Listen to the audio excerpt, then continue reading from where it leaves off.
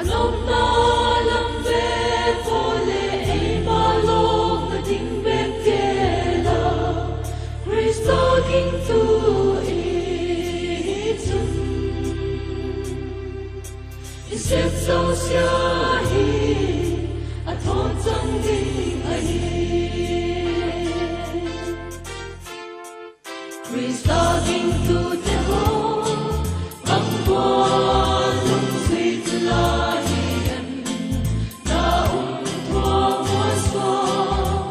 pe ama sa nga ngai na